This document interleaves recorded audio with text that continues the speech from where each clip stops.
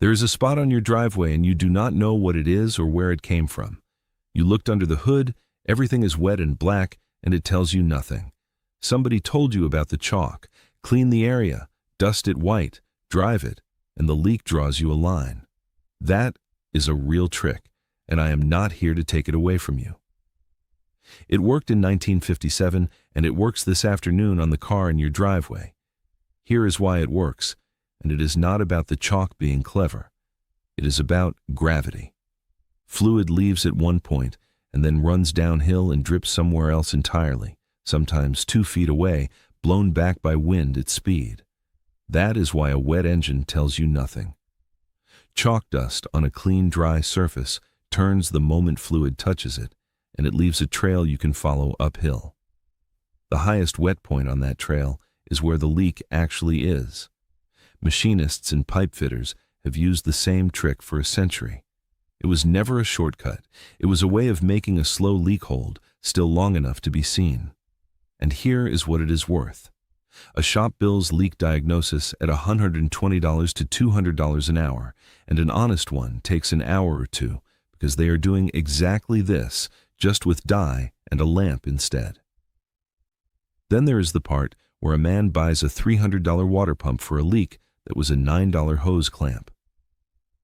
I spent 30 years as a heavy equipment mechanic, which is a trade where everything leaks and nobody gets to guess.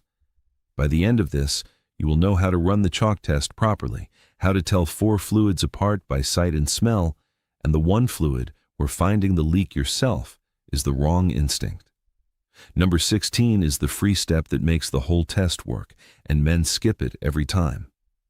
Number 9 is how you tell in 5 seconds whether you are looking at a leak or at condensation that means nothing at all. And number 1 takes 20 seconds a week, and it is why an equipment man never once got surprised by a puddle. These 25 tricks were never about a stick of chalk. They were about men who understood that a leak always signs its name somewhere, and the only reason it looks like a mystery is that nobody cleaned the paper first. Let us count down the 25 things they knew about finding a leak. Number 25. Running the chalk test properly. Degrease and dry the whole area first. Dust it with plain white chalk, a carpenter's chalk line refill, or a crushed blackboard stick so it sits as a fine film. Drive it a day, then look with a light. The trail shows dark against white, and it runs downhill from the source. A shopman in 1957 dusted at closing and read it in the morning. Number 24. Reading the trail uphill, always. Fluid runs down and drips off the lowest edge, which is where men look and where the answer never is. You start at the bottom of the wet trail and follow it up until the wet stops. That top point is the leak. An equipment man in 1957 traced every trail to its ceiling. The drip tells you where gravity gave up. The top of the trail tells you where the fluid got out. Number 23. Using talc or foot powder when chalk will not stick.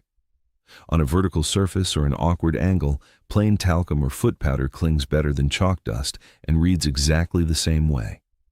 Some men use aerosol athlete's foot powder for the reach. A garage man in 1957 used whatever left a white film. The powder is not the point. A clean white background is the point. Number 22. Laying cardboard under the car overnight. Flattened cardboard under the whole engine bay, marked front and rear with a pen so you know its orientation. In the morning, the position of the spot tells you front, middle, or rear before you ever open the hood. An equipment man in 1957 read a man's parking spot before his engine. The puddle is not the problem, it is the first sentence of it. Number 21. Telling the fluids apart by color. Amber to black and slick is engine oil. Green, orange, or pink and slippery is coolant. Red or light brown is transmission or power steering fluid. Clear and odorless is condensation from the air conditioning and means nothing. A shopman in 1957 named it on a fingertip before he touched a tool. Half of finding a leak is knowing which system you are even in. Number 20. Telling them apart by smell and feel. Rub it between finger and thumb. Coolant is sweet and slightly slimy. Gear oil has a sulfur smell you never forget. Transmission fluid smells faintly sweet unless it is burnt, and burnt tells you something on its own. Brake fluid feels oily and strips paint. An equipment man in 1957 trusted his nose over any label. The color narrows it. The smell names it. Number 19. Cleaning the whole area, not just the wet part. Half the men who try this degrease a 4-inch circle and wonder why the trail runs in from outside it. You clean the entire region above and around because the source might be a foot higher than the drip. A shopman in 1957 washed a whole engine before he diagnosed one. You are not cleaning the leak. You are clearing the page it is going to write on. Number 18. Letting it dry completely before the chalk. Powder on damp metal turns to paste, sets, and reads nothing. After degreasing, you rinse, then let it dry fully, or run the engine a few minutes to drive off the water before you dust. An equipment man in 1957 waited rather than start over. Wet powder is not a test. It is a mess you then have to clean off twice.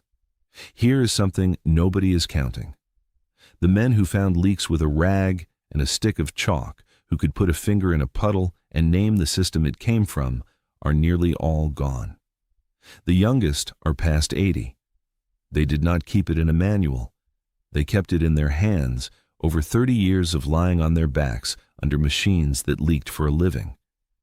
When they go, the chalk stays at the hardware store, $2 a box, exactly where it always was, and the knowing goes into the ground. That chain ran bench to apprentice for 50 years, and then diagnosis became an hourly line item and nobody explains what is on it. If this is worth something to you, take 1 second right now and hit the like button, subscribe, and turn on that notification bell. That is the only reason a video like this ever reaches the next man who needs it. Number 17. Knowing that a leak seeps hot and hides cold. Many leaks only open once the metal expands and the system reaches pressure, which is why an engine that is dry in your driveway is wet after 20 miles. So you dust it cold, drive it warm, and read it while it is still hot. A shopman in 1957 diagnosed after a road test, never before. A cold engine keeps its secrets. A hot one gives them up. Number 16. Driving it after you dust, not idling it. This is the step men skip. Idling in a driveway does not load the engine, does not build the pressure, and does not create the airflow that blows a trail rearward the way real driving does. You dust it, drive it 20 minutes at normal speed, and then look. An equipment man in 1957 tested under load or not at all. A leak on the stand is a different leak on the road. Number 15. Reading which way the wind carried it. At speed, air blows fluid rearward and outward, so a trail that starts at the front of the engine can end up on the transmission or the exhaust. If your trail runs backward in a straight streak, the source is forward of it, not under it. A shopman in 1957 accounted for the wind. Gravity moves it down. 60 miles an hour moves it back. Number 14. Knowing where an engine always leaks. You do not search everywhere. It is the valve cover rail, the oil pan rail, the front timing cover, the rear main seal at the bell housing seam, and the oil filter housing. Everything below those 5 points is gravity doing the rest. An equipment man in 1957 put a hand on the source in a minute. Leaks are not random. The highest wet point on that map is the one leaking. Number 13. Checking the filter and the drain plug first. Before anything else, put a hand on the oil filter and the drain plug, because a filter that was not seated right or a plug with a tired crush washer accounts for a shocking share of oil leaks, and both are minutes to fix. A shopman in 1957 checked his own last job first. The cheapest possible answer costs nothing to rule out, so it goes first. Number 12. Using soapy water for the leaks that are pressure only. For a cooling system or an air conditioning fitting under pressure, chalk shows nothing and a soap solution does, because escaping pressure blows a bubble where liquid would only weep. You spray the seams and fittings and watch for a growing white dome. An equipment man in 1957 kept a bottle on the bench. Chalk finds what runs, soap finds what hisses. Number 11. Knowing what dye and a black light actually are.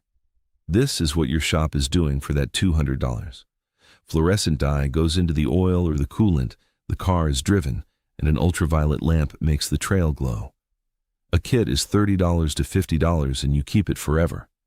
A shopman in 1957 had chalk and nothing else. The dye is not a better idea than the chalk. It is the same idea with a lamp on it. There is a reason nobody hands you a $2 box of chalk. Count the money. Leak diagnosis is billed at $120 to $200 an hour, and it goes on the ticket whether or not you approve the repair. A rear main seal is $900 to $1,800 because the transmission has to come out. An oil pan gasket on a modern transverse engine runs $400 to $900, and a man who guesses buys a water pump when he needed a $9 hose clamp, and nobody refunds a part that was not the problem. Now the other side, a box of chalk, $2, a can of degreaser, $8, a sheet of cardboard from behind the grocery store, a flashlight you already own, $10, and one drive to know the answer before anybody quotes you. The craft was not lost. It was made unprofitable, and then it was allowed to die. Do me one favor before we get to the top 9. Hit like, subscribe, and turn that bell on so the next one finds you. That is the entire price of this. Number 10. Never chalking for a fuel leak.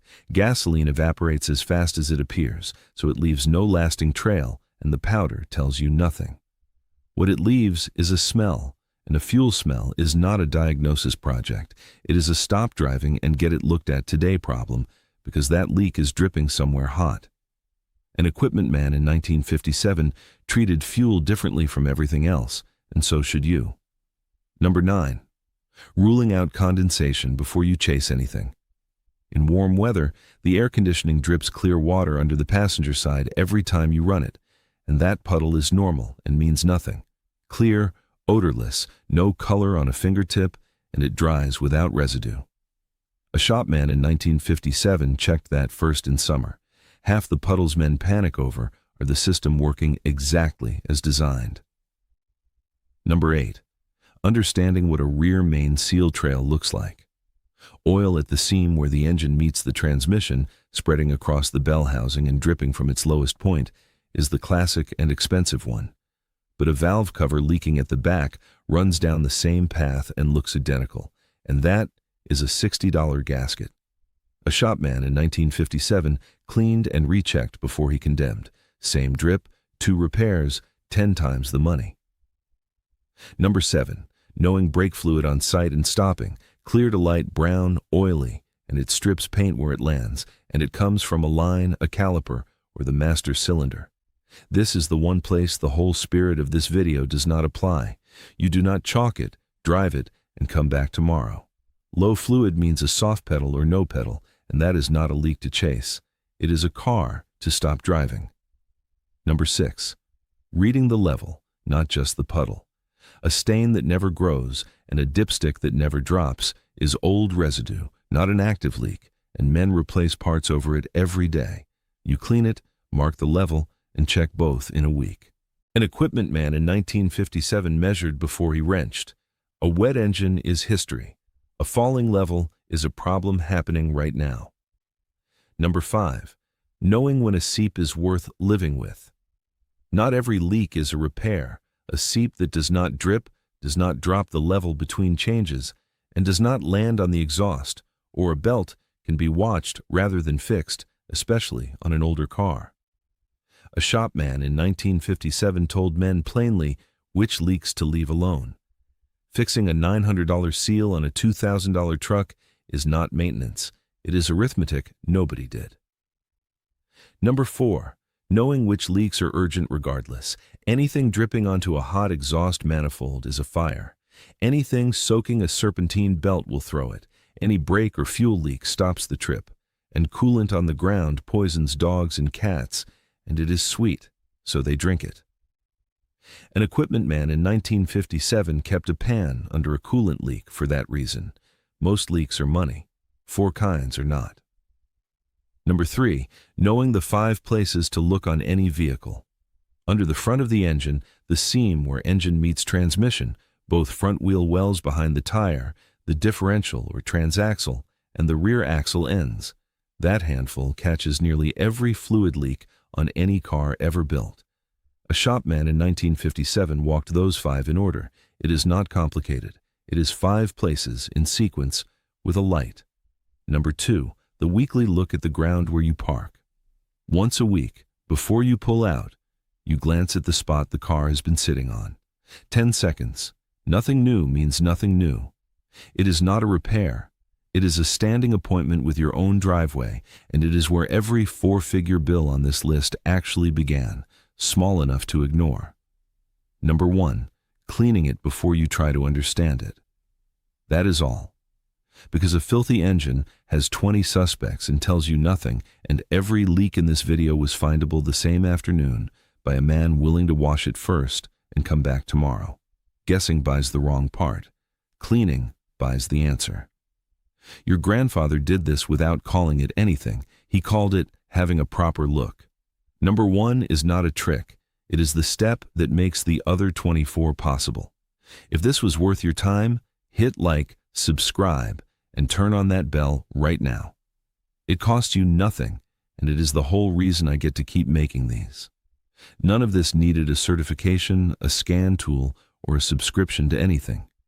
It needed $10 of chalk and degreaser, a sheet of cardboard, a flashlight, and a man who understood that a leak always signs its name if you give it clean paper to sign on.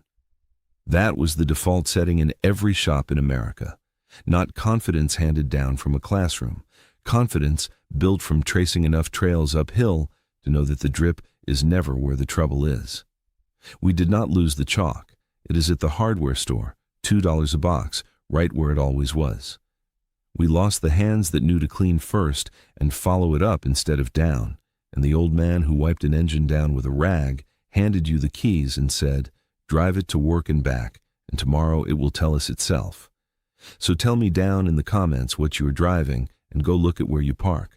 Fresh spot, old stain, or clean concrete, and what color it is if there is one. That one answer decides which half of this video is about your car, and it takes 10 seconds to find out. He is gone now, and most of what he knew went with him, but not all of it, because some of it is in this video, written down at last.